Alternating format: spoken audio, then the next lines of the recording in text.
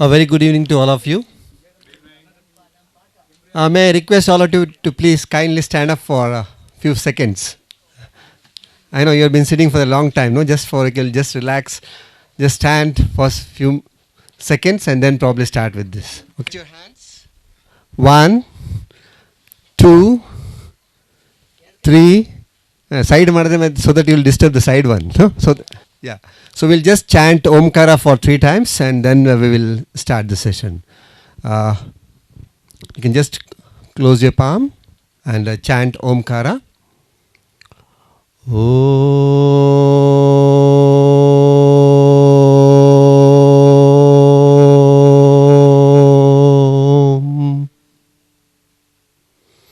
One more time. Om.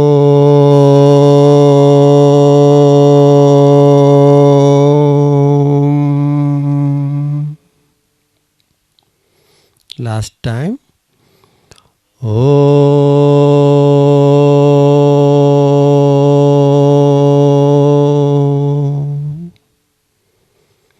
Thank you.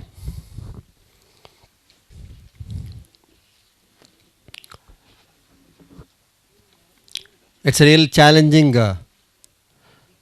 experience to speak at the end of a day, but I'll try my best to see that I'll keep it specific and very simple, and at the same time respect your time. Maybe I'll just finish it in 25 minutes. I'll finish at 6:15. So let me acknowledge the organizers for this opportunity and my heartful salutation to Kanta Madam and Shrikantaya Sir for this wonderful opportunity. So basically today probably I'll give you some, we have been talking a lot about preventive health care, and I would like to just put forward few of the basic concepts what Ayurveda has to offer in terms of preventive health care. Okay, so the most of the session or part would be on the basic concepts that is there, and we have done extensive research on this, which I'll share tomorrow with my few colleagues on what are the types of research that have been taking up on these fundamental aspects. See, basically when you talk about saying that healthy living, what do you mean by healthy living? How do you define healthy living? Balance. Mind, body, soul. Then, yeah. See, basically it refers to something called as you maintain something, balance, equilibrium, homeostasis, and at the same time you also have the potential to enhance your health, right? And there are enormous recipes which has been told in terms of the dietary habits, lifestyle habits, exercise, weight management, stress management. So all this will help us to maintain or see that we don't end up having illness, we go to the age of wellness, right? So this is where I stopped in the last conference when we had in Capital. This was my conclusion, and probably this is what I'll just speak on this, only these aspects in these sessions. This is what I concluded. This is a reference from the text of Ayurveda, which says that how you can have a healthy and happy living. It's a quote which comes from the ancient Indian text, which says that Nityam hita ahara vihara sevi samikshakari vishayeshu asaktaha dataha samaha satyaparaha kshamavan aptopasevicha bhavanti arogaha. He who will perform all this will be healthy. Nityam hita ahara vihara sevi. So it's one who is indulging in healthy dietary habits, lifestyle, and it should be nityam. It is not that we practice for few days that we get this benefit. It should be a continuous practice of this dietary and lifestyle habits. And it is very important that samikshakari, we need to be analytical. What is the purpose of a life? What is the goal of my life? How you should plan my life? Okay, so that is very, very important. The planning of the life, or knowing the purpose of the life, is very, very important. And vishayeshu asakta, you should not be attached. It is very important that we should have the sensory detachment. Okay, ultimately knowing because enhancing the self can only happen when we are detached with the sensory pleasures. Because I think if I remember in the morning session when Patrick was telling about the overindulgence of the sense organs or underintelligence or unstable usage of the sense organs, it refers to being stable, having the control of your sense organs. And the helping hand, it's very important that we need to be generous and having that helping hand whenever we need people who needs us, because as we all know, we've been talking about this connection of how we can have a helping hand whenever people need us, and having that mental equanimity, because whenever we are very sad we become very depressed, or whenever we are very happy we become very highly elated. It's important that we have a control of these emotions and see that we have that mental balance. So that is very, very important. And one wonderful thing what we have been talking about is Shamavan, is forgiveness. Is very, very important, and this has been connected with various disorders, maybe from cancer to diabetes or cardiovascular disorders. That forgiveness is a very, very important component of being healthy. And most importantly, have that respect towards elders and teachers. So one who practices this would never have any diseases. Probably this is the code which need to be practiced, and which if practiced on a constant level will definitely lead to a healthy life, a balanced life, a happy life, right?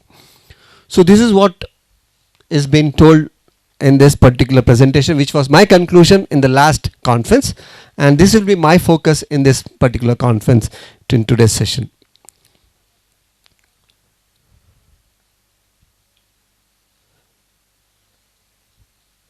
See, basically, before I just talk about the fundamentals, let me just give you a brief overview of what this science is all about. What is this art of healing of Ayurveda?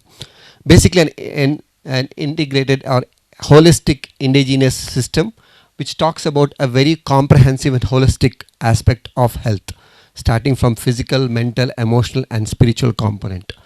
And it has been based on the law of nature. It is having a strong influence that whatever happens in the nature will influence the individual, and the individual will influence the external world. And based on the 5 fundamental materials that is there in the nature. And it is said that it is a balance of this which will going to occur.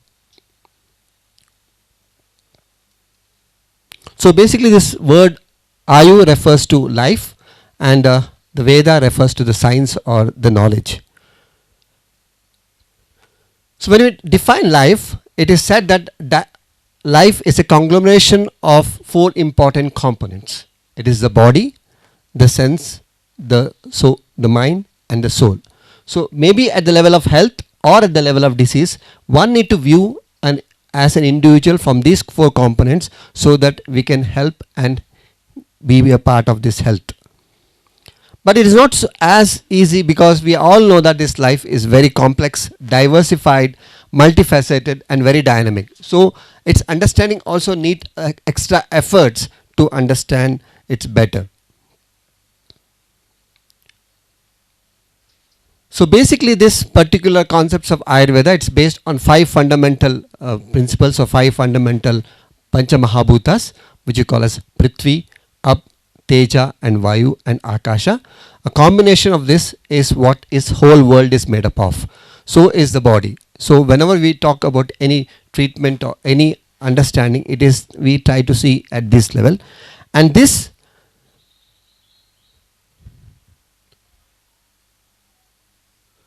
5 components is manifested as a biological manifestation in the body in the form of a basic humors, what we call it as Vata, Pitta, and Kapha. It is just a biological manifestation of these 5 components, right? So the whole concept is that there is something called as Loka Purusha Samyavada, which refers to the macrocosm and microcosm. So what is happening in the world or what is happening in the environment will have a greater influence on the body. So not only at the level of physical or mental level, Ayurveda talks about healing at the level of consciousness, where you need to understand your potentials and see that you can raise to the potentials so that you have the full manifestation of your energy, full manifestation of your life, so that you are not only helpful for yourself, for the entire world, called as Vasudeva Kutumbakam. See, Ayurveda talks about something called as prediction.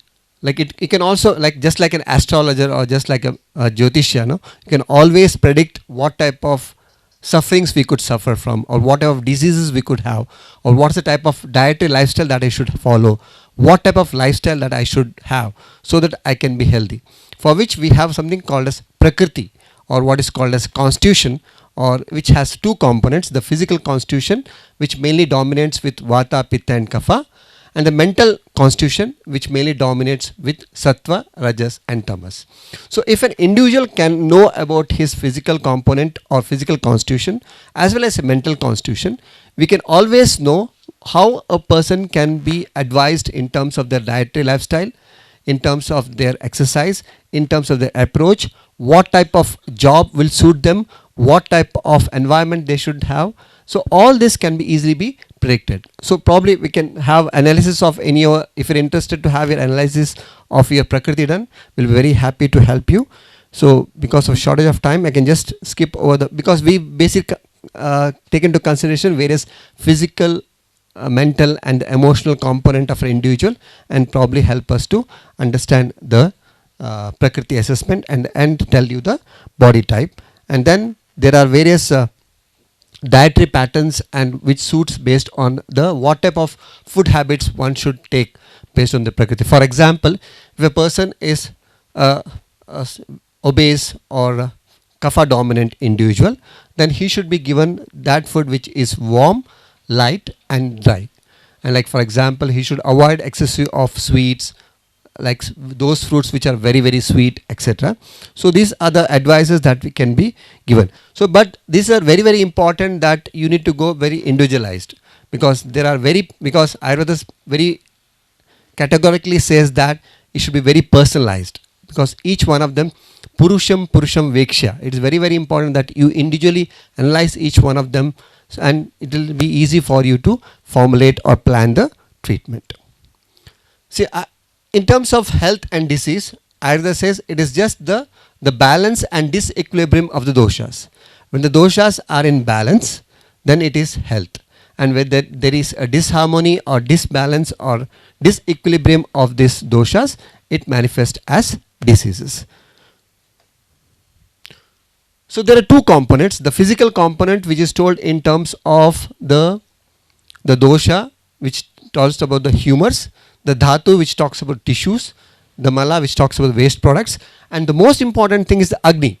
So we have been talking all about the gut feeling or gut brain axis, and the most important component which Ayurveda speaks about is that one need to maintain his digestive capacity or agni to have a healthy life. It is not the time that you should see to eat food, it is the digestive capacity, whether you have digested the previous food, whether you're feeling hunger, what time of the day you're taking the food, what is the season, all this need to be, there are indicators which helps you to plan according to the different situations. But when it comes to the psychological component, the word has been used as, see, for the physical component, the word has been used as sama, which means equilibrium. And when it comes to the psychological component, maybe like the sense organs or the mental faculties or the spirit or the soul, the word has been used as prasanna. Like, so it refers to a sense of well-being. So such is the use of the terminologies which talks about well-being as well as equilibrium in terms of the physical and mental components. Basically, Ayurveda has two basic components. One is the preventive of the diseases as well as health, the promotion of the health, and other.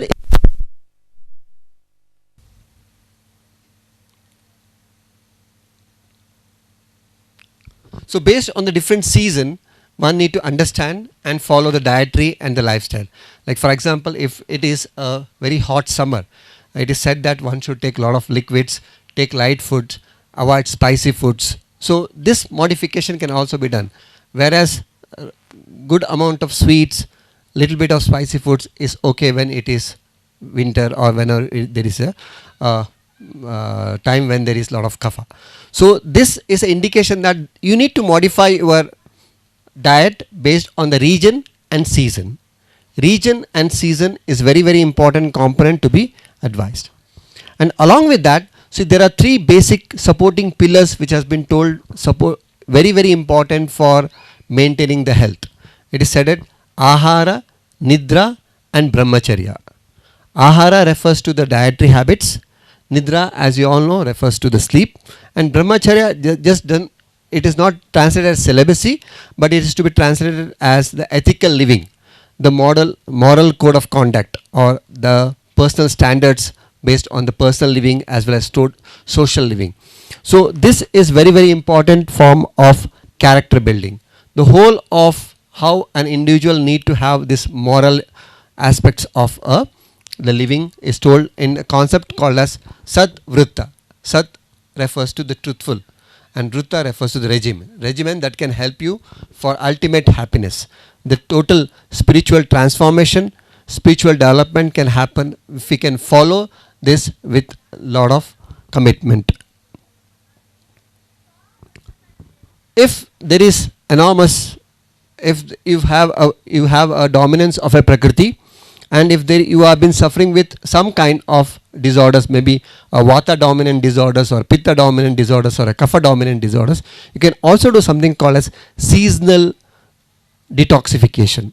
Like for example, if it is a spring season, just like in the month of maybe March or April, which is dominant of the kapha doshas, and you are repeatedly suffering from the disorders related with kapha, like for example, you are always having bronchial asthma or always having suffering with cold or any of the respiratory infections, you can always undergo at least once in a year of Vamana.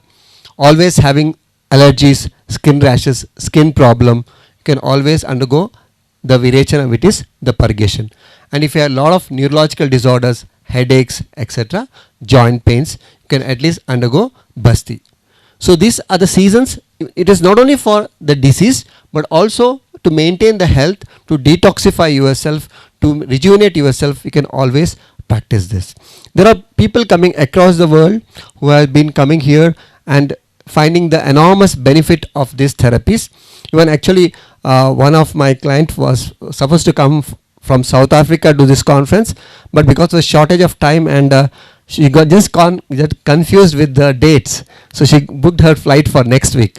So she was supposed to come here and just see her, but I have her video. I'll just share our experience of one of the most major problem which we are going to suffer in the future of electromagnetic hypersensitivity, the excessive use of mobiles, internet, how it can cause various health related disorders, and how Ayurveda and other alternative system can help in such conditions.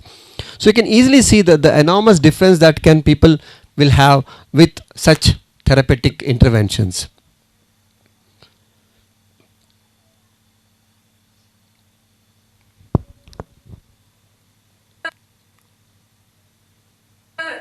I came here with an impossible problem that I honestly didn't expect to resolve, because I have an extreme form of radiation poisoning from all the 3G, 4G, 5G, Wi-Fi, computers and cell phones that I am allergic to.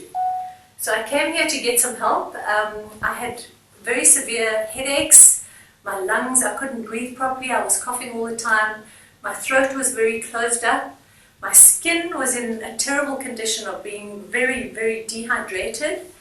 I couldn't sleep at night because of the dehydration, kept waking me up. Then I'd drink water, and then half an hour later you'd have to go to the loo, so I wasn't sleeping properly.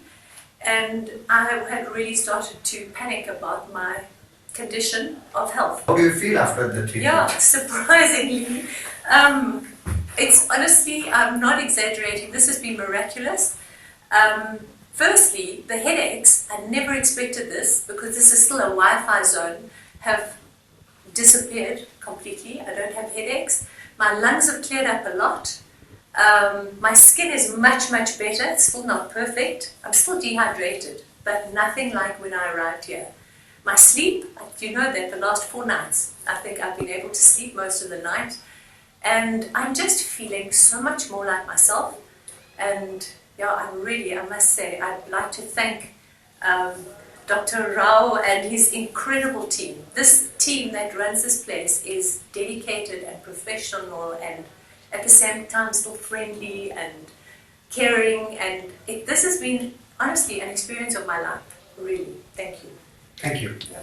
So we'd like to use this film of you for publication and to be presented in a conference, and hope it's fine for you. Yes, no problem. Pleasure. In fact, she was very excited to come here and present herself. Probably, maybe I can record you and share with you, and when she comes next week to our center. And it's very, very important that to stay happy, you need to communicate, and you need to find the right people to communicate yourself, and find people to whom you can share, because sharing and caring is a very, very important aspect, and that can help many times suffer from various. So one of the various experience that I had with this particular is use of the ghee, that we always say that it is increasing cholesterol, and there are a lot of myths related with that, but it is a traditional way of prepared ghee, can definitely be very useful for relieving a lot of disorders related with the brain and brain related disorders. And we use a ghee which is kept for 1 year, which we prepare in a procedure for that, and it is stored for 1 year, and that is used for various therapeutic use, especially the nasal installation of this ghee. And as you all know, this again, that it stimulates the neuroplasticity, and we have been doing this experiment in collaboration with the National Brain Research Center in Manesar, where we have seen the various changes that is happening with this ghee that is freshly prepared, and the ghee that is especially in the use of being a clinician from Department of Psychiatry. I use extensive use of this ghee based preparations, and we feel that there are enormous changes happening in the brain by use of these ghee based preparations. We also use a smoke inhalation again to stimulate, because basically it is the light, sound and the vapors which is going to help a lot, and we see that there are enormous changes happening with these particular therapies. There are a lot of natural cognitive enhancers to help to prevent the various brain damage, especially in old age disorders. Could be like use of ghee, gooseberry, especially the use of ashgots. Especially it is said to be one of the very potent antidepressants and potent brain stimulators. Regular use of ashgots, boodh gumbalkai, what we call in the Peta is a very potent antidepressants to be used as a routine food that can be used in various mental disorders. And there are various research that has been taken place in the use of this particular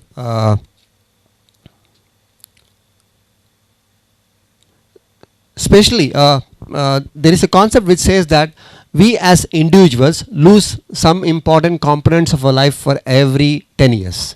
Like for example, we lose our childhood at the age of 10, then the growth and metabolism at the age of 20. So there are specific food habits, specific rasayanas. It is called as rasayana, that is going to improve the quality of the tissues of the body. And if you are, for example, we all know that we are going to have a poor vision at the age of 40.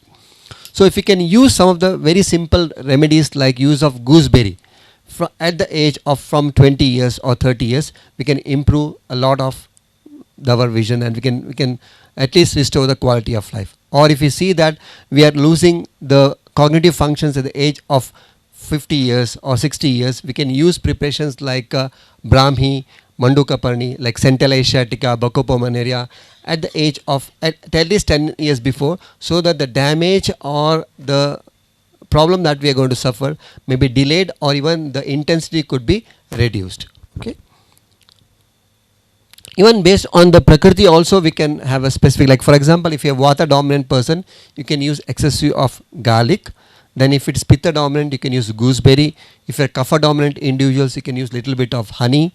You are Vata Pitta dominant, you can use little bit of ashgod. Pitta Vata, you can use the Amrita Balli, or what we call as Tinsphoria cordifolia. And if it is the Kapha and Vata dominant individuals, we can use the Haritaki or the Terminalia chibula.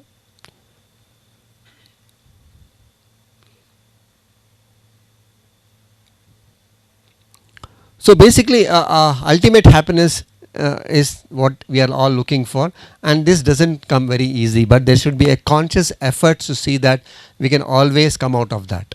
So that is why it is very important that we just shed off our negative thoughts. Don't carry that negative thoughts to us, because when we take food, that expels out to the body in 24 hours. We take water, that expels out in 4 hours. We take the breath in, that comes out within 1 or 2 minutes. But when it comes to the rage, anger, or the desire, greed, probably we just try to carry on for years or lifelong. So that is where we may have to suffer with various psychosomatic disorders. So it is very important that we as human beings, as individuals, try to see that we can just shed off these negative thoughts from us. So realizing oneself is very, very important, and expressing a sense of gratitude, as ma'am was telling in the morning, is very, very important. And most importantly is the self-acceptance. Be happy with yourself and make the people happy around you. It's a very, very important thing that we can all talk about. So to conclude, it is 6:15. I'll conclude saying that true health is more than just being absence of a disease. So health is the full expression of life. So leave it to the potentials, help yourself, help others, so that there's a complete spiritual development. So I'd like to conclude with one model which I've been using especially for this kids and adolescent child. I call this as a ABCD 4321 model for a healthy living. 4A refers to being away from distractions, having a focus of your life to know the exact potentials and purpose of your life. B, the better planning and priorities of your life to understand what is important, what is urgent. C, being happy and cheerful. D, daily exercise. A, away from distraction. B, better planning. C, for being cheerful. D, for daily exercise. And 4 liters of water. Liters of water again depends upon the season and region, and definitely the individuals, the age wise. 3 times timely balanced food is very, very important. 2 times of energizing yourself through prayers, meditation, yoga, and at least have 1 recreational activities which is going to keep you happy and healthy. You can have more than 1, but at least have 1 such activities which is just like a stress buster to you as individuals. See, as rightly said, old is always gold. There's enormous change that has happened in terms of our food, lifestyle, social interaction, family support, care. If we get back to the nature, get back to the old tradition, probably we can have a happy and healthy living. Thank you very much.